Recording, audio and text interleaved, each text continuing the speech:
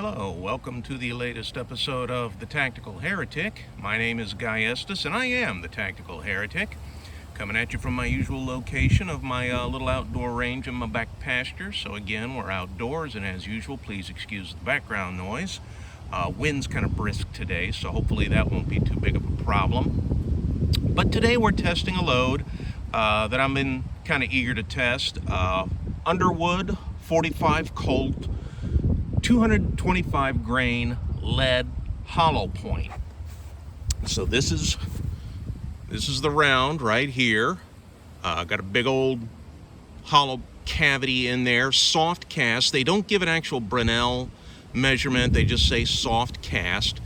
225 grain. So this is basically the Underwood equivalent of that buffalo bore load we tested a couple of videos ago, which was the same, kind of the same thing, a 225 grain lead hollow point. Buffalo bore gave an actual Bresnel measurement on theirs. I think it was a 6, and like I said, Underwood does not do that here. Underwood's published velocity, 1,050 feet per second, which is the same as Buffalo bore's published velocity for their equivalent load. One of the things Buffalo bore does that I really like is, in addition to that velocity, they will show that load's velocity out of different revolvers they fire with different barrel lengths. So they give a bunch of those. So with Buffalo bore, with revolvers that have 5.5 inch barrels, yeah, they get that velocity. Out of the 4-inch barrels, like mine, they got 980 something feet per second. Mine with that load was like 930 something. I don't remember the exact, but only about 50 feet per second difference, something like that. Very close, actually very good results. Now Underwood does not do that, but when I went to their website and looked at their information on this product, and they have reviews, customers post reviews, one of the customers did that. He fired it out of different barrel length revolvers, and again, out of like 5.5 inch, I think it was a Vaquero, he got like 1,040, 1,050 feet per second, something pretty close to the published velocity. Out of a Smith & Wesson mountain gun, which is just a stainless steel lightweight version of my Model 25 that I have right here, same barrel length, same frame size, he got 959 feet per second. So out of mine, I just did the 5-shot chronograph test before starting videoing. I don't bore y'all with watching me do that, but my 5-shot average was 828 feet per second. So that's about 100 feet per second slower than the Buffalo bore load. And the Buffalo bore load did very little in the way of expansion. You might recall when shooting it into Bear Gel or the t-shirt, there was some expansion, just not much. And through the 4 layers of denim, no expansion at all. So given that this load is same bullet, just at 100 feet per second slower, I'm going to predict we're not going to see a heck of a lot expansion-wise on this. However, if you have been watching these videos, you've probably noticed a pattern about my predictions, in that they're sort of like the profile pictures on Tinder. They mean nothing. Okay, the last load I tested was the Barnes Vortex, where I predicted no expansion. That sucker did beautifully, completely surprised me. So maybe this one will be the same. We won't know until we test it and see for sure. So let's get to the good part.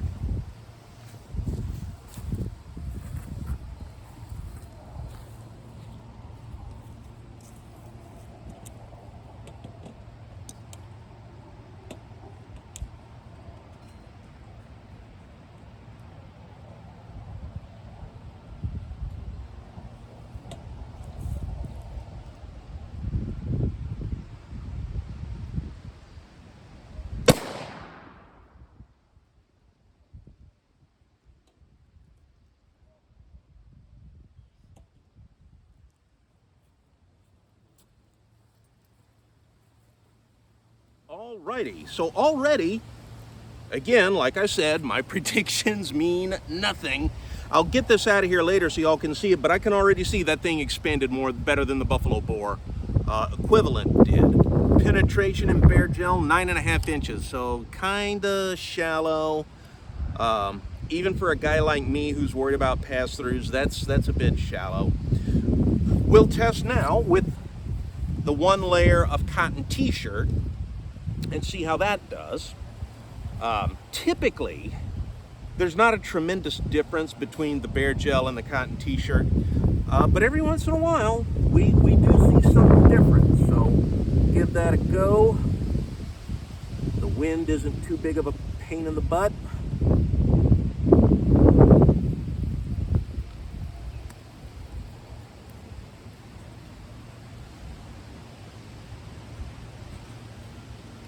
There we are. That should do it. All right.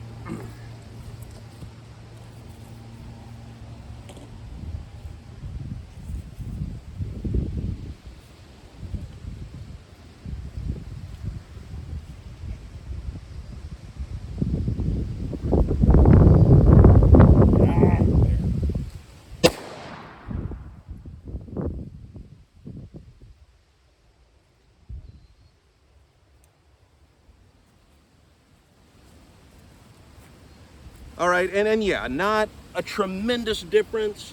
Again, it's looking like it got good expansion. Another couple inches of penetration, looks like. So yeah, 11.25 inches of penetration. So looking good so far.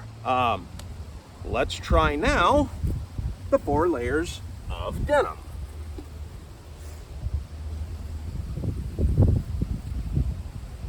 Fold this over like so. And yeah, this wind might prove to be an issue with this.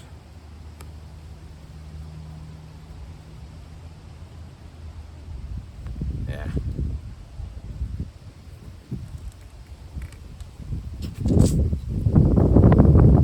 I know.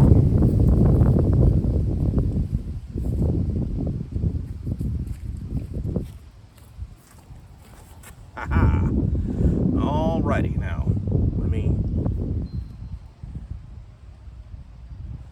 Don't want to go through the other wound channels, so let's aim up here.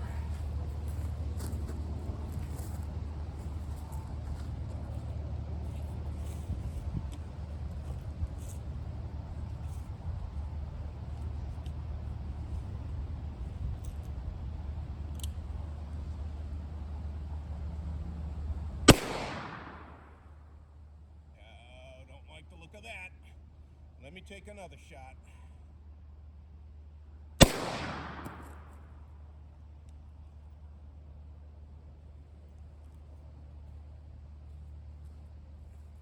All right, so we had one pass through and the other stayed in. So the one that stayed in, little bit of expansion. It was just starting to. Penetration just under 16 inches. Like between 15 and 3/4 and 16 inches.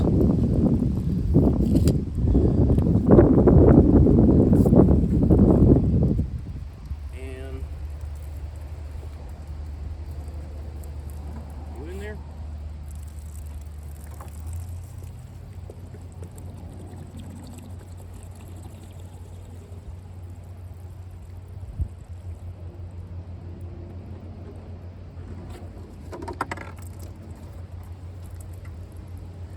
And yeah, no expansion on that one at all.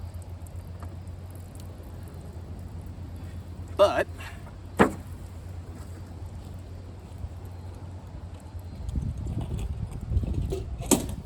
let me get these others out of here so y'all can see those.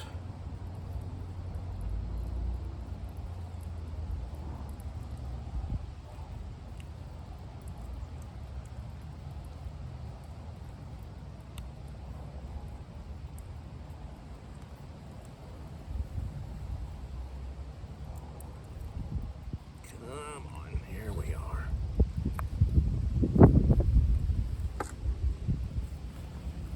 And these two, wow.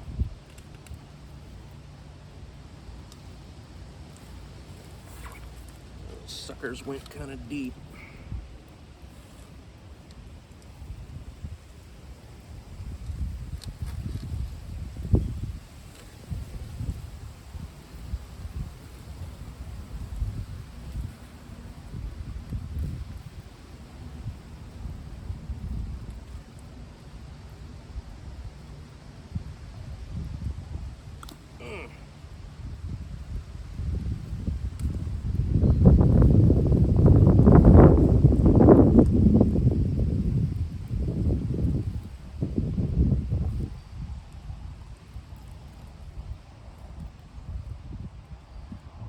that's the, all right, so Bear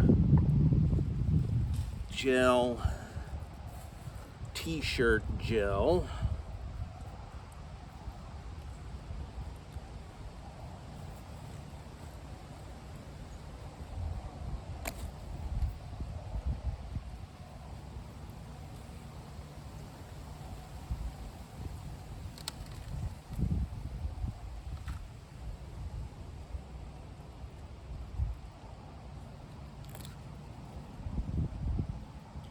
Alrighty.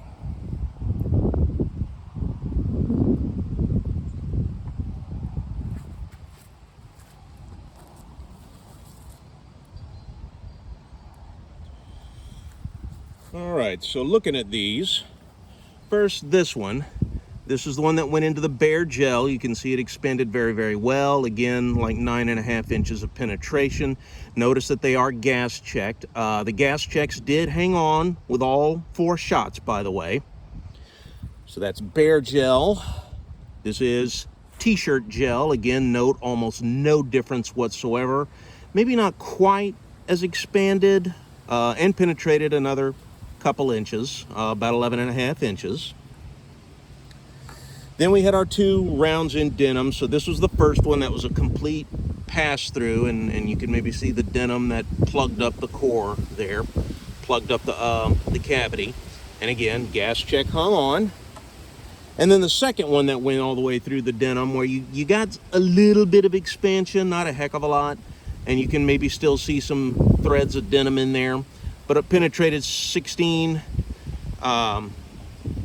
just under 16 inches. Like I said, between 15 3/4 and 16 inches. And again, the gas check hung on through all of that. So all in all, I think this would be a pretty good defense load. Yeah, you did have one pass through, but you had another that stayed in there pretty well. And incidentally, look at that. This is the wad of denim that plugged up the one that passed all the way. That's a fair amount of denim right there. So yeah, cut off quite a big piece. But all in all, yes, I think these would be pretty good self-defense loads, work reasonably well. I would say did at least as well as the buffalo boar. Now, I freely admit I did not review the buffalo boar video before making this one, so I don't remember what the Bear and t-shirt gel penetrations were on those. I want to say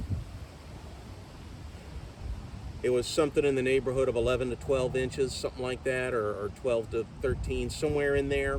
I'll have to go back and look. The Bear gel penetration, yeah, a tad shallow. Again, even for a guy like me who worries about pass-throughs, 9.5 inches, that's getting a little too shallow for me. Anyway, because you might now, if you're doing a frontal chest shot, yeah, that's adequate penetration. What if you don't get a frontal chest shot? And there's a decent chance you won't. What if you have to shoot somebody from the side? Maybe the guy is menacing a family member in front of him, and I have to shoot him from the side, and it's got to go through all of this. I have to do that to stop him. You know, like I've said several times, I'm in the South. If you know anything about Southern cooking, we got some beefy boys down here. I mean, arms like Black Forest hams, okay? So, you know, sometimes there be a fair amount you gotta go through. And 9 inches of penetration on, you know, even on me coming in here, that would put it, what, about right here? So you know, it's definitely gonna stop shy of the heart. It would be a lung shot, but lung shots, from what I understand anyway, that can be real iffy. I've read numerous accounts of people shot through even both lungs with a large caliber like a 45 and, you know, ran for another half mile before collapsing, stuff like that. Any hunter can tell you, yeah, you can shoot a deer, place that shot real great, and they'll cover a fair amount of distance before piling it up. So that can happen. I read an article by Masad Ayub once. He kind of described as a lung shot as sort of like giving somebody an instant case of pneumonia. And it's going to get a lot worse in the next few minutes, but it ain't a big deal now. And I mean, I don't want to sound bloodthirsty or anything, but I mean, let's face facts. What we're talking about here to stop a violent attacker, where pointing a gun at him, yelling a verbal warning, that's not enough to stop him. He's coming, and you have to shoot him to stop him. Well, that bullet has to be able to do certain things in order for that to happen. I mean, let's face it. That's just the cold hard facts there. That's that's not us rubbing our hands in glee hoping this happens. That's just the way it is. If you find yourself in that unfortunate situation of having to do that. And that's kind of the whole point here, is trying to find things that'll best do that while minimizing risk to other people, minimizing risk of pass-throughs and things like that, should the worst happen, and you be forced to take action in the gravest extreme, as they say. And again, I'm as I said in my introductory video, I'm not a lawman, I'm not military, I'm not a firearms instructor, I am not a firearms professional in any way, shape, or form. I'm a guy who grew up with guns. And it's been a lifetime dealing with this, looking at this, wondering about this, trying to figure stuff out, answer these questions. I've never been in a gunfight. I've never had to shoot in self-defense or anything like that. So like I'm sure most of my viewers, just a fellow layman, and we're just trying to figure this out together. So coming back to this, I do think this Underwood 225 grain lead hollow point, viable defense load, good defense load. Another advantage the Underwood has over the Buffalo bore, they're about 2/3 the cost. Whereas a box of Buffalo bores like this is 50-something, the Underwood is 30-something. Once I paid shipping and handling, it was like 42 or 45, but then when you get into Buffalo bore, you're getting into, 70, maybe 80 bucks for a box of 20. So the Underwood also has the advantage of being more economical, so that's something to take into account as well. So, looks like we got a pretty good defense load here. And that's all I got for y'all today, so I will catch y'all next time. Please hit like and subscribe, and thank you for joining me.